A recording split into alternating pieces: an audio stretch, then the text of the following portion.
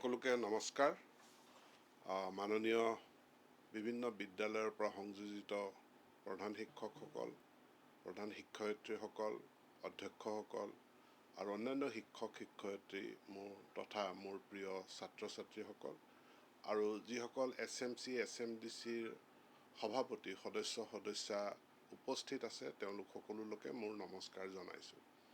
গৰম বন্ধৰ পাছত আজি বিদ্যালয়সমূহ নতুনকৈ আৰম্ভ হৈছে আৰু ইয়াৰ বাবে মই সকলো শিক্ষাৰ্থীলৈ মোৰ তৰফৰ পৰা শুভেচ্ছা জ্ঞাপন কৰিছোঁ, যাতে আগন্তুক দিনকেইটাত আগন্তুক শিক্ষাবৰ্ষটো আপোনালোকৰ কাৰণে সফল হয়, সুখদায়ক হয় আৰু যিখিনি বিদ্যায়তনিক পাঠ্যক্ৰম আপোনালোকক দিয়া হৈছে সেইখিনি যাতে আয়ত্ত কৰিব পাৰে তাৰ কাৰণে মই শুভেচ্ছা জ্ঞাপন কৰিছোঁ।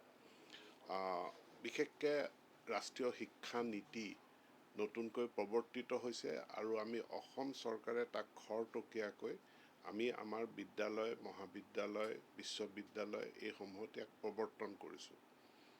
আমি সকলোৱে জানো যে শিক্ষাৰ অধিকাৰ আইন 2009 চনত গৃহীত হৈছিল আৰু ভাৰতবৰ্ষৰ সংবিধানে সকলো শিশুক 14 বছৰ বয়সলৈকে সকলো শিশুক সাৰ্বজনীন আৰু বিনামূলীয়া শিক্ষা লাভৰ অধিকাৰ প্ৰদান কৰিছে। গতিকে আমি নাগৰিক হিচাপে, আমি শিক্ষক হিচাপে, শিক্ষয়িত্ৰী হিচাপে, অভিভাৱক হিচাপে আমি সম্পূৰ্ণৰূপে দায়বদ্ধ শিশুৰ প্ৰতি। এইটো তেওঁলোকৰ সাংবিধানিক অধিকাৰ সম্পূৰ্ণ সাৰ্বজনীন আৰু বিনামূলীয়া শিক্ষা প্ৰদান কৰাৰ ক্ষেত্ৰত। ইয়াৰ কাৰণে আমি বিনামূলীয়া পাঠ্যক্ৰম, পাঠ্যপুথি, মিড ডে মিল, ইউনিফৰ্ম এই গ্ৰাণ্টসমূহ বিদ্যালয়সমূহলৈ দি আহিছোঁ। কিন্তু ইয়াৰ যি মান আছে তাক উন্নত কৰাৰ কাৰণে যোৱা সময়খিনিত আমি প্ৰয়াস চলাইছোঁ যাতে আমাৰ পাঠ্যপুথিখনৰ মানদণ্ড উন্নত হয়। আমি তাৰ কাৰণে নিৰন্তৰ প্ৰচেষ্টা চলাইছোঁ। একেধৰণে মিড ডে মিল যাতে উন্নত হয় তাৰ কাৰণেও আমি প্ৰচেষ্টা চলাইছোঁ আৰু এই বিগত বছৰটোত আমি খুব এটা প্ৰচেষ্টা চলাইছিলোঁ যে যিসমূহ ইউনিফৰ্ম ছাত্ৰ ছাত্ৰীসকলক দিয়া হয় সেই ইউনিফৰ্মৰ গুণগত মান যাতে উন্নত হয় তাৰ কাৰণে লেবৰেটৰী টেষ্ট কৰাৰো ব্যৱস্থা কৰা হৈছিল। আমাৰ সন্মুখত গুণোৎসৱ আহি আছে জানুৱাৰী মাহৰ পৰা। এই গুণোৎসৱত এইবাৰ নতুনকৈ আমি এটা ওপৰঞ্চি নম্বৰ সংযোজন কৰিছোঁ, সেইটো হ'ল ইউনিফৰ্মৰ যি গুণগত মানদণ্ড। এতেকে এক্সটাৰ্নেল ইভালুৱেটৰসকল যাব, তেওঁলোকে আন্তঃগাঁথনি, কমিউনিটি পাৰ্টিচিপেশ্যন আদি বিভিন্ন দিশ চোৱাৰ উপৰিও তেওঁলোকে বিশেষভাৱে ইউনিফৰ্মৰ গুণাগুণটোৰ ওপৰত চকু দিব আৰু তাৰ ওপৰত নম্বৰ দিব। আমি এটা বিষয় লৈ সকলোৱে মাজে মাজে আলোচনা কৰি থাকোঁ যে পূৰ্বে মুখ্যমন্ত্ৰীৰ বৃত্তি পৰীক্ষা অনুষ্ঠিত হৈছিল 5ম শ্ৰেণীত আৰু বৃত্তি পৰীক্ষাটো এতিয়া অনুষ্ঠিত বন্ধ হ'ল। বৃত্তি পৰীক্ষা ক'ভিডৰ কাৰণে বন্ধ হৈছিলে আৰু ইয়াৰ পাছৰ পৰা চৰকাৰে এটা নতুন বৃত্তিৰ ব্যৱস্থা কৰাৰ কাৰণে পৰিকল্পনা কৰিছিল। আমি সকলোৱে জানো যে 10ম শ্ৰেণীত যিসকল ছাত্ৰ ছাত্ৰীয়ে 75% নম্বৰ বা তাতকৈ অধিক পাই উত্তীৰ্ণ হয় তেওঁলোকৰ কাৰণে আনন্দৰাম বৰুৱা বঁটা দিয়া হয় আৰু এই বছৰো আনন্দৰাম বৰুৱা বঁটা দিয়া হ'ব। ইতিমধ্যে যোৱা নৱেম্বৰ মাহত মাননীয় মুখ্যমন্ত্ৰীয়ে ঘোষণা কৰিছিল যে আনন্দৰাম বৰুৱা বঁটা কেৱল 10ম নহয়, 8ম শ্ৰেণীতো আৰু 5ম শ্ৰেণীত আনন্দৰাম বৰুৱা বঁটা দিয়া হ'ব। ইয়াৰ ৰূপৰেখা প্ৰস্তুত কৰি থকা হৈছে। অহা যি একাডেমিক বৰ্ষ আছে সেই বৰ্ষটোত আমি 5ম শ্ৰেণীৰ ছাত্ৰ ছাত্ৰীৰ কাৰণে এটা বৃত্তি পৰীক্ষা অনুষ্ঠিত কৰিম আৰু 10,000 ছাত্ৰ ছাত্ৰীক আমি আনন্দৰাম বৰুৱা বঁটা প্ৰদান কৰিম। একেধৰণে 8ম শ্ৰেণীৰ পৰা 9ম শ্ৰেণীলৈ যিসকল 8ম শ্ৰেণীত আমি এটা বৃত্তি পৰীক্ষা অনুষ্ঠিত কৰিম আৰু সেই বৃত্তি পৰীক্ষাটোতো আমি 10,000 ছাত্ৰ ছাত্ৰীক আনন্দৰাম বৰুৱা বঁটা প্ৰদান কৰিম। এনেধৰণে আমি ছাত্ৰ ছাত্ৰীসকলক শিক্ষানুষ্ঠানৰ প্ৰতি তেওঁলোকক আকৰ্ষিত কৰা, শিক্ষানুষ্ঠানত তেওঁলোকক ৰিটেইন কৰা আৰু যাতে আমাৰ গ্ৰছ এনৰোলমেণ্ট ৰেচিঅ'টো ভাল হয় তাৰ কাৰণে আমি প্ৰচেষ্টা চলাইছোঁ। যোৱা বছৰ 9ম শ্ৰেণীৰ যিমান ছাত্ৰ ছাত্ৰী আছিল সকলোকে প্ৰায় 3,69,000 ছাত্ৰ ছাত্ৰীৰ মাজত আমি বাইচাইকেল বিতৰণ কৰাৰ পদক্ষেপ আমি গ্ৰহণ কৰিছোঁ। আৰু এই বাইচাইকেল বিতৰণৰ কাৰ্যসূচীটো এনেধৰণে আমাৰ মনলৈ আহিল। আমালৈ মুখ্যমন্ত্ৰীলৈ বহুতে খবৰ পঠাইছিল যে ছাৰ, স্কুলসমূহৰ একত্ৰীকৰণ কৰাৰ ফলত বিদ্যালয়লৈ আমাৰ দূৰত্ব বাঢ়ি গৈছে, গতিকে আমি যাতায়াতত অসুবিধা পাইছোঁ। কাৰণ আমাৰ নীতি অনুযায়ী যিমানবিলাক আমাৰ হাইস্কুল আছে, প্ৰতি 5 কিলোমিটাৰ ব্যাসাৰ্ধৰ ভিতৰত মিনিমাম এখন হাইস্কুল বা মাধ্যমিক বিদ্যালয় থাকিব লাগে। এতেকে 5 কিলোমিটাৰ ব্যাসাৰ্ধৰ ভিতৰত যিহেতু এখন স্কুল থাকিব আৰু নৱম শ্ৰেণীলৈ উত্তীৰ্ণ হোৱাৰ লগে লগে ছাত্ৰ বা ছাত্ৰীগৰাকীয়ে যদি এখন চাইকেল লাভ কৰে, তেখেতৰ বিদ্যালয়লৈ অহা যোৱা কৰাৰ সমস্যাটো সমাধান হ'ব। এই বছৰো আমি এই চাইকেল প্ৰদান কৰিম আৰু ইয়াৰ পাছত এই বছৰ অসম চৰকাৰে আনন্দৰাম বৰুৱা বঁটাও দিব। তাৰ ওপৰঞ্চি নতুন আঁচনি এখন গ্ৰহণ কৰিছে, সেইখন হ'ল নিযুত মইনা। এই নিযুত মইনা আঁচনিৰ মূল লক্ষ্য হ'ল যে বাল্য বিবাহ বন্ধ হোৱা আৰু খুব কম বয়সত, বাল্য বিবাহ নহ'লেও কম বয়সতে আমাৰ ছাত্ৰীসকল তেওঁলোক যাতে বিয়াত সোমাই নাযায়, তেওঁলোকে যাতে হায়াৰ এডুকেশ্যনলৈকে আগবাঢ়ে, তাৰ কাৰণে নিযুত মইনা আঁচনিখন লোৱা হৈছে, যাৰ অধীনত যিসকল ছাত্ৰীয়ে একাদশ শ্ৰেণীত নামভৰ্তি কৰিছে এইবাৰ, তেওঁলোকে 10 মাহৰ কাৰণে 1000কৈ টকা অসম চৰকাৰৰ পৰা নিযুত মইনা আঁচনিৰ অধীনত লাভ কৰিব। একেধৰণে যিসকলে 4 বছৰীয়া ডিগ্ৰী পাঠ্যক্ৰমত নামভৰ্তি কৰিছে, তেওঁলোকেও 1250 টকা প্ৰতি মাহেকৈ 10 মাহৰ কাৰণে লাভ কৰিব। গৰম বন্ধৰ মাহটো তেওঁলোকে নাপায় আৰু এটা মাহ যেতিয়া পৰীক্ষা আৰু নতুন শ্ৰেণীৰ মাজৰ গেপ থাকে, সেই গেপ পিৰিয়ডটোত তেওঁলোকে সেই 1000 টকাটো নাপায়। ইয়াৰ উপৰি যিসকলে পোষ্ট গ্ৰেজুৱেট স্নাতকোত্তৰ অধ্যয়নলৈ যাব, তেওঁলোকৰ কাৰণে 2500 টকা ছোৱালীবিলাকৰ কাৰণে প্ৰতি মাহে দিয়াৰ কাৰণে ব্যৱস্থা কৰা হৈছে। মূল লক্ষ্য উদ্দেশ্যটো হৈছে বাল্য বিবাহ বন্ধ কৰা আৰু কম বয়সতে বিয়া হৈ যোৱা, ইয়াক বন্ধ কৰি পেলাই আমাৰ উচ্চ শিক্ষালৈকে ছাত্ৰীসকলক আকৰ্ষিত কৰি লৈ অনা। ৰাষ্ট্ৰীয় শিক্ষা নীতি অনুযায়ী দক্ষতা বিকাশ বা স্কিল এডুকেশ্যনটোৰ ওপৰত গুৰুত্ব প্ৰদান কৰা হৈছে। আৰু আমি মাধ্যমিক বিদ্যালয় মানে আমাৰ মূলতঃ 9ৰ পৰা 12লৈকে, কিন্তু আমি ওপৰঞ্চিভাৱে সামৰি ল'ম ক্লাছ 6ৰ পৰা। তাত আমি বিদ্যালয়সমূহত কেনেধৰণে দক্ষতা বিকাশৰ পাঠ্যক্ৰম সংযোজিত কৰিব পাৰোঁ, তাৰ কাৰণে চিন্তা চৰ্চা কৰিছোঁ আমি। আৰু এই বিষয়ত আপোনালোক সকলোৱে আহি থকা দিনবিলাকত আপোনালোকৰো কোনো যি মনত আইডিয়া আছে, সেই আইডিয়াবিলাক চৰকাৰক জনাব। আমি সকলোৱে জানো যে এটা সময়ত মই নিজে সেইটো পাইছিলোঁ, মই যেতিয়া বিদ্যালয়ত পঢ়ি আছিলোঁ, তেতিয়া আমাৰ কৰ্ম অভিজ্ঞতা বা ৱৰ্ক এক্সপিৰিয়েঞ্চ বুলি এটা বিষয় আছিল আৰু সেই কৰ্ম অভিজ্ঞতাত আমি সকলোৱে অংশগ্ৰহণ কৰিছিলোঁ।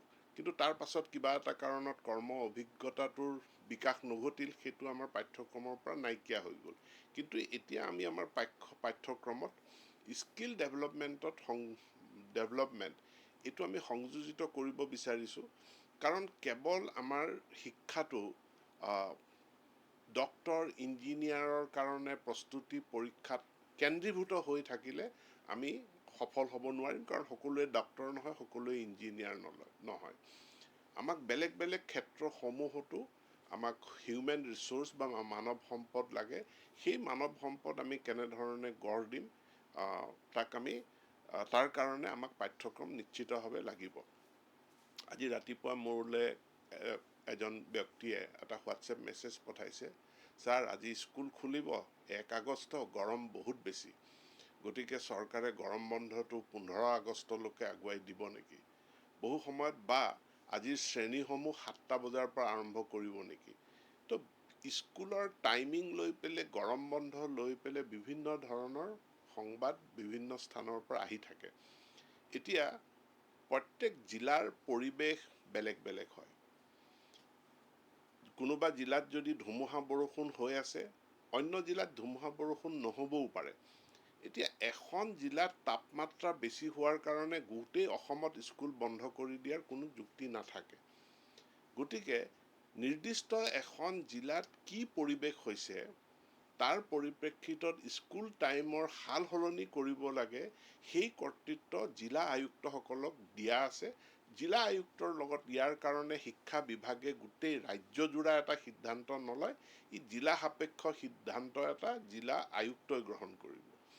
ঠিক তেনেধৰণে প্ৰত্যেক বিদ্যালয়ত SMDC বা SMC, school management and development committee বা স্কুল মেনেজমেণ্ট কমিটি দিয়া হৈছে। এতিয়া কোনোবা এটা বিশেষ কাৰণত বানপানী হৈছে, এখন বিদ্যালয় পানী হৈছে, কিন্তু জিলাখনৰ সকলো বিদ্যালয়ত পানী হোৱা নাই, সকলো বিদ্যালয়ৰ শ্ৰেণীকোঠাত পানী সোমোৱা নাই।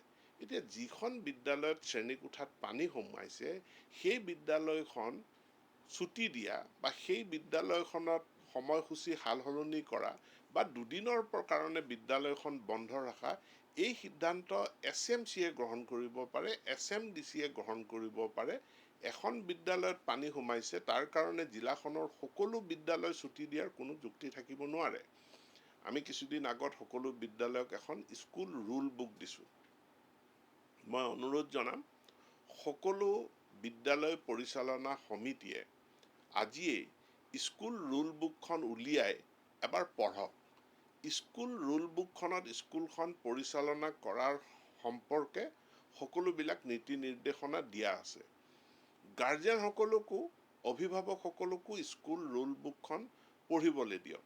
আনকি মই এইটো আবেদন জনাম যে 9ৰ পৰা যিখিনি মাধ্যমিক পৰ্যায়ৰ ছাত্ৰ ছাত্ৰী 9ম শ্ৰেণীৰ পৰা দ্বাদশ শ্ৰেণীলৈকে ছাত্ৰ ছাত্ৰীসকলো স্কুল ৰুল বুকখন সম্পৰ্কে জানিব লাগে। এতেকে শিক্ষক শিক্ষয়িত্ৰীসকলে এটা ক্লাছ তেওঁলোকে বিশেষভাৱে স্কুল ৰুল বুকখন ক্লাছ 10ৰ ছাত্ৰ এজনে বা 11 য'ত আছে 11ৰ ছাত্ৰ এজনে পাঠ কৰি দিব, আৰু বাকীসকলে তেওঁলোকক কথাখিনি শিক্ষকে কথাখিনি বুজাই দিব। কাৰণ স্কুল ৰুল বুকখনত স্কুলৰ ছাত্ৰ ছাত্ৰীৰ দায়িত্ব, অভিভাৱকৰ দায়িত্ব, শিক্ষক শিক্ষয়িত্ৰীৰ দায়িত্ব সকলোখিনি স্পষ্টভাৱে উল্লেখ আছে। গতিকে বিদ্যালয় পৰিচালনা কৰাৰ ক্ষেত্ৰত স্কুল ৰুল বুকখন কাৰ্যকৰী কৰিবৰ কাৰণে মই আহ্বান জনাইছোঁ। আৰু মই বিশেষকৈ ছাত্ৰ ছাত্ৰী, মাধ্যমিক ছাত্ৰ ছাত্ৰী সকলোকো মই অনুৰোধ জনাম যে স্কুল ৰুল বুকখন আপোনালোকেও পঢ়িব। ইয়াত কেৱল আপোনালোকৰ দায়িত্বৰ কথাই লিখা হোৱা নাই, ইয়াত আপোনালোকৰ ছাত্ৰ ছাত্ৰীসকলৰ অধিকাৰৰ কথাটো লিখা আছে। শেষত আমি কিছুদিন আগৰে পৰা আহ্বান জনাই আহিছোঁ, সকলো বিদ্যালয়ত প্ৰাক্তন ছাত্ৰ ছাত্ৰী সমিতি গঠন হ'ব লাগে, যাক আমি এলুমনাই এছ'চিয়েশ্যন বুলি কওঁ। এতিয়া প্ৰাক্তন ছাত্ৰ ছাত্ৰীসকলে তেওঁলোকৰ প্ৰচেষ্টাত স্কুলখনক ভাল কৰাৰ কাৰণে বহু ধৰণৰ ব্যৱস্থা গ্ৰহণ কৰিব পাৰে। আমাৰ বিদ্যাঞ্জলি বুলি ভাৰত চৰকাৰৰ এটা পৰ্টেল আছে, যিটো পৰ্টেলত যিকোনো ব্যক্তিয়ে এজন নিজকে স্বেচ্ছাসেৱক হিচাপে পঞ্জীয়ন কৰিব পাৰে, আৰু তেওঁ যিকোনো বিদ্যালয়ত যিকোনো বস্তু বা সেৱা তেওঁ দান কৰিব পাৰে। বস্তু আমি যোৱাবাৰ গোটেই ভাৰতবৰ্ষৰ ভিতৰতে প্ৰথম স্থান আজিও লাভ কৰি আছোঁ বিদ্যাঞ্জলি পৰ্টেলৰ ক্ষেত্ৰত। 1 লাখৰ অধিক চিলিং ফেন, এক্সজষ্ট ফেন আমি বিভিন্ন দাতাৰ পৰা আমি লাভ কৰিছোঁ। কিন্তু বিদ্যাঞ্জলিত কেৱল যে বস্তু সামগ্ৰী দান কৰিব পাৰে এইটো নহয়, সেৱাও আগবঢ়াব পাৰে। কোনো ব্যক্তিয়ে যদি ভাবে যে মই ছাত্ৰ ছাত্ৰীক তবলা শিকাম, মই ছাত্ৰ ছাত্ৰীক গীটাৰ বজাবলৈ শিকাম, বা মই ছাত্ৰ ছাত্ৰীক মই ফিজিকেল ট্ৰেইনিং দিম, তেওঁ সেই ধৰণে বিদ্যাঞ্জলি পৰ্টেলত ৰেজিষ্টাৰ কৰি তেনেধৰণৰ সেৱা আগবঢ়াব পাৰে। ধেমাজি উচ্চতৰ মাধ্যমিক বিদ্যালয়ত তাৰ পৰিচালনা সমিতিৰ এখন যিহেতু বিধায়কৰ আদৰ্শ বিদ্যালয়, ময়ে সভাপতি, আৰু সেই ধেমাজি উচ্চতৰ মাধ্যমিক বিদ্যালয়ত এখন শক্তিশালী প্ৰাক্তন ছাত্ৰ ছাত্ৰী সমিতি গঠন হৈছে, যিখন সমিতিয়ে নিয়মিতভাৱে তাত বৃত্তি পৰীক্ষা অনুষ্ঠিত কৰে, আৰু প্ৰাক্তন ছাত্ৰ ছাত্ৰীসকলৰ দান বৰঙণিৰে মাহে 500 টকাকৈ ছাত্ৰ ছাত্ৰীক বৃত্তি প্ৰদান কৰে। আৰু এই বৃত্তিৰ সংখ্যাটো যিমান সংখ্যক ছাত্ৰ ছাত্ৰী দিয়া যায়, এই সংখ্যাটো এতিয়া বাঢ়ি আহিছে, আৰু তেওঁলোকৰ লক্ষ্য হ'ল যে 100% ষ্টুডেণ্টক বৃত্তি দিব। এইটো এটা খুব প্ৰশংসনীয় পদক্ষেপ। ধেমাজি উচ্চতৰ মাধ্যমিক বিদ্যালয়ৰ প্ৰাক্তন ছাত্ৰ ছাত্ৰী সমিতিৰ মই তেওঁলোকক ধন্যবাদ জনাইছোঁ আৰু এনে উদাহৰণ বাকী সকলোকো ল'বৰ কাৰণে মই অনুৰোধ জনাম। প্ৰত্যেকখন বিদ্যালয়ে কেৱল গৰ্ব কৰিলে নহ'ব যে আমাৰ বিদ্যালয়ৰ ঐতিহ্য আছে, অমুক সাহিত্যিক আমাৰ বিদ্যালয়ৰ প্ৰাক্তন ছাত্ৰ, অমুক বিষয়া আমাৰ স্কুলৰ প্ৰাক্তন ছাত্ৰ বা অমুক বিধায়ক আমাৰ বিদ্যালয়ৰ প্ৰাক্তন ছাত্ৰ। কেৱল এই গৰ্বটোৱে বা এই স্বাভিমানটোৱে বিদ্যালয়খনৰ একো পৰিৱৰ্তন সাধন কৰিব নোৱাৰে, যদিহে প্ৰাক্তন ছাত্ৰ ছাত্ৰীসকলে নিৰ্দিষ্ট একশ্যন তেওঁলোকে বিদ্যালয় সাপেক্ষে নলয়। বৰ্তমান জলবায়ু পৰিৱৰ্তনৰ যুগত আমি অমৃত বৃক্ষ আন্দোলন গঢ়ি তুলিছোঁ। বৃক্ষ ৰোপণ এটা মহান আৰু গুৰুত্বপূৰ্ণ কাৰ্যসূচী। একো কৰিব নোৱাৰিলেও প্ৰাক্তন ছাত্ৰ এজনে আহি বিদ্যালয়ত এটা বৃক্ষ ৰোপণ কৰিব পাৰে, গছপুলি এটা ৰোপণ কৰিব পাৰে। কিন্তু ইয়াৰ লগত কথাটো হ'ল যেনেকৈ সন্তান জন্ম দিলেই নহ'ব, সন্তানক প্ৰতিপালন কৰিব লাগিব, ডাঙৰ দীঘল কৰিব লাগিব, স্বাস্থ্যৱান কৰিব লাগিব, শিক্ষিত কৰিব লাগিব। এতেকে বৃক্ষ ৰোপণ কৰি পিছদিনা পাহৰি যোৱা সেইটো দায়িত্ব নহয়। বৃক্ষ ৰোপণৰ লগে লগে সেই বৃক্ষৰ প্ৰতিপালনৰ দায়িত্বও ল'ব লাগিব। যিবিলাক বিদ্যালয়ত ইতিমধ্যে প্ৰাক্তন ছাত্ৰ ছাত্ৰীৰ সন্থা গঠন হৈছে, তাক আৰু শক্তিশালী কৰাৰ কাৰণে সকলোৱে ব্যৱস্থা ল'ব আৰু য'ত গঠন হোৱা নাই তাত গঠন কৰাৰ কাৰণে পদক্ষেপ ল'ব আৰু ইয়াক প্ৰাক্তন ছাত্ৰ ছাত্ৰীৰ সমাৰোহ বুলি এটা বছেৰেকীয়া কাৰ্যসূচী সলনি ইয়াক নিৰন্তৰভাৱে বিদ্যালয়খনৰ উন্নয়নৰ কাৰণে, বিদ্যালয়খনৰ প্ৰগতিৰ কাৰণে এই এলুমনাই এছ'চিয়েশ্যন বা প্ৰাক্তন ছাত্ৰ ছাত্ৰীসকলে যাতে তেওঁলোকৰ অৰিহণা আগবঢ়ায়, তাৰ কাৰণে মই আহ্বান জনাইছোঁ। শিক্ষা বিভাগটো এটা বহল বিভাগ, চৰকাৰখনৰ ওচৰত দায়িত্ব আছে প্ৰায় 45,000 বিদ্যালয়, 48 লাখ মানে আধা কোটি ছাত্ৰ ছাত্ৰীক শিক্ষা দান কৰাৰ দায়িত্ব অসম চৰকাৰৰ ওপৰত ন্যস্ত আছে। ইয়াক উন্নত কৰাৰ এই যি দায়িত্ব পালন, ইয়াক আমি সুচাৰুৰূপে কৰাৰ কাৰণে চেষ্টা কৰি আছোঁ।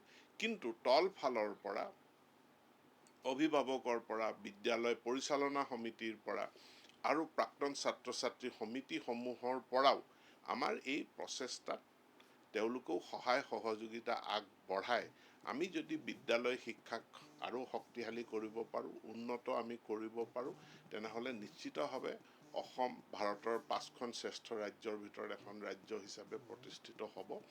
আৰু তাৰ কাৰণে মই আহ্বান জনাইছোঁ পুনৰ সকলো ছাত্ৰ ছাত্ৰীলৈ অসম চৰকাৰৰ প্ৰতিশ্ৰুতি, আপোনালোকৰ কাৰণে চৰকাৰখন দায়বদ্ধ।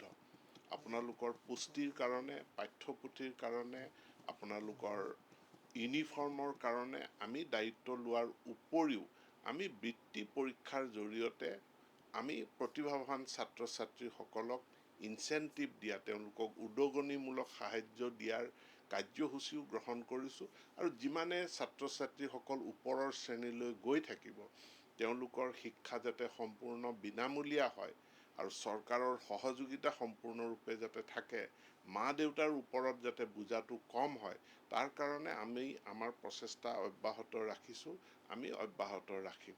অহা 7 আগষ্ট তাৰিখে নিযুত মইনা আঁচনিখনৰ শুভাৰম্ভ কৰিব মাননীয় মুখ্যমন্ত্ৰীয়ে আৰু সেইদিনাখন মাননীয় মুখ্যমন্ত্ৰীয়ে অসমৰ মহাবিদ্যালয়, higher secondary school, senior secondary স্কুলৰ ছাত্ৰীসকলক সম্বোধি তেওঁলোকে তেওঁৰ ভাষণ ৰাখিব আৰু সেই ভাষণটো মই সকলোকে শুনিবৰ কাৰণে আহ্বান জনাই আগন্তুক শিক্ষা বৰ্ষৰ বাবে পুনৰবাৰ মোৰ শুভেচ্ছা জ্ঞাপন কৰি মই মোৰ বক্তব্য ইয়াতে সামৰণি মাৰিছোঁ। ধন্যবাদ।